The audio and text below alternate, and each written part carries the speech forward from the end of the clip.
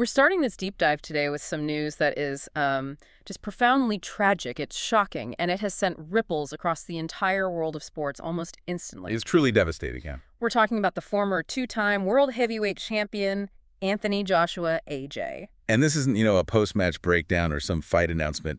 We're doing a deep dive into live reporting, into official statements about a fatal road traffic accident in Nigeria, one that directly involved AJ. So our mission here really is to get past those initial headlines. We need to do two things. First, synthesize the confirmed facts, what we actually know, and of course honor the memory of the two people who were so tragically lost.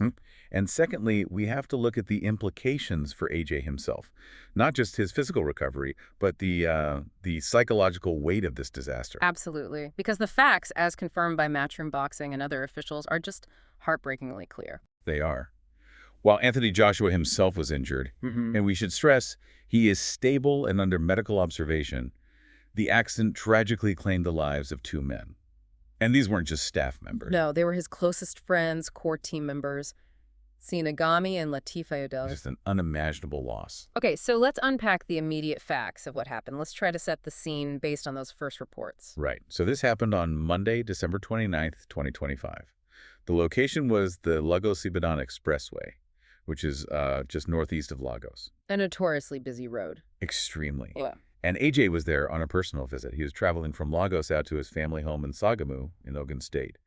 It's a place he has deep family roots, a place he goes to, get away from it all. And the vehicle was a Lexus SUV, a big Jeep. Yes. And the mechanics of the crash, based on what the Federal Road Safety Corps and eyewitnesses are saying, it's grim. This wasn't some complex multi-car pileup. No, it seems much simpler and maybe more tragic for it. It does. The analysis suggests it was a collision between AJ's vehicle and a stationary object, a lorry or a truck. Multiple accounts confirm the truck was just parked on the side of the road. Parked. So that immediately brings up questions about speed, right? Yeah. And visibility. Exactly. And the official suspicion, what the FRSC is saying, is very pointed. They believe the vehicle Joshua was in was traveling over the speed limit. And that it crashed while trying to overtake another car. That's the critical detail we have to analyze. If they're pointing to excessive speed and aggressive overtake, well, that changes the legal and personal burden significantly.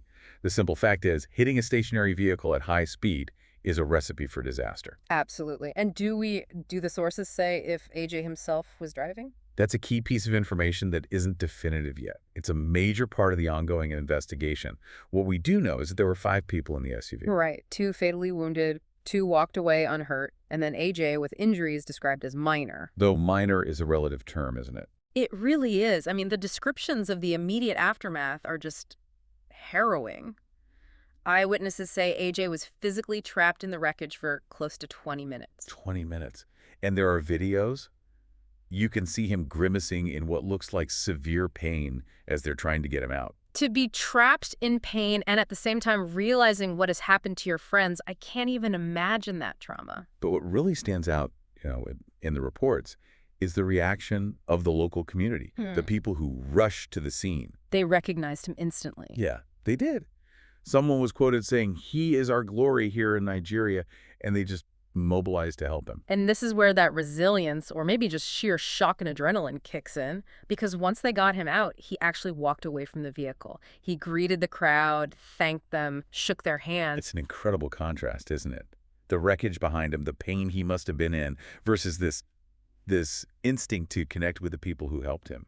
There's even some footage of him giving a thumbs up from the back of the damaged vehicle. It's just a bizarre, horrifying moment of strength. It is. But that physical strength, it can't overshadow the loss.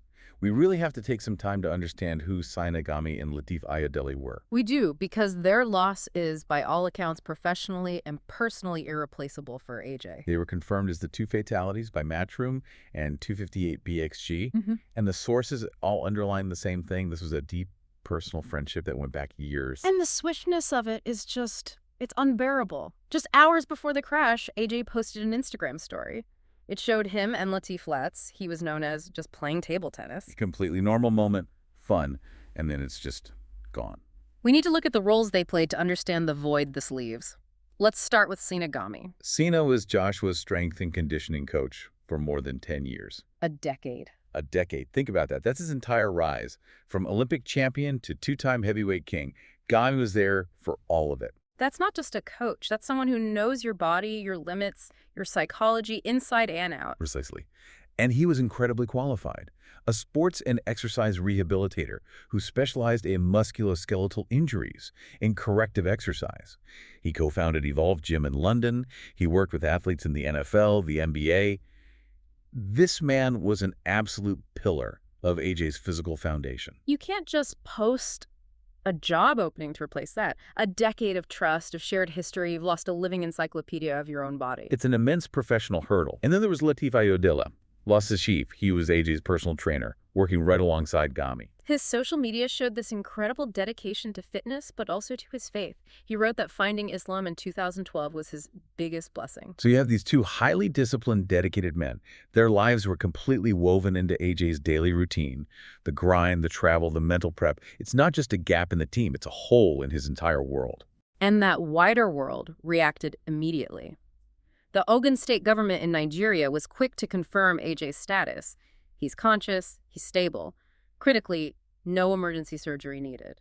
But he is being very closely monitored in a specialized facility in Lagos.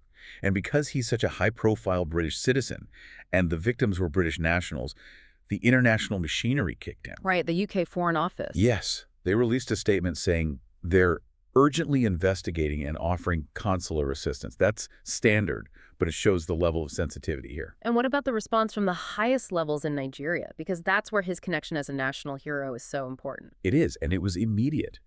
Nigerian President Bola Tinubu personally spoke to both Anthony Joshua and his mother. Wow. He gave his condolences, wished AJ a speedy recovery, and he made it very clear that AJ is a source of national pride. This is more than just protocol. It's a deep personal investment. You know, that connection is so key. I saw a comment from the BBC's Steve Bunce. I saw that too. He made this profound point that AJ has spent most of the last year in Nigeria because it's a sanctuary for him. It's the one place he doesn't have to be Anthony Joshua. He can just be himself. And that's the devastating irony of it all, isn't it? The one place he goes for refuge, for normality, is where this incredibly public, intensely traumatic tragedy happens. That's got to compound the psychological damage. The outpouring from the boxing world says it all. Eddie Hearn said he was paying tribute with the heaviest of hearts. And you saw this immediate unity. Jake Paul, who AJ just beat, he expressed his prayers. Chris Eubank Jr. called them genuinely good men, two fallen soldiers.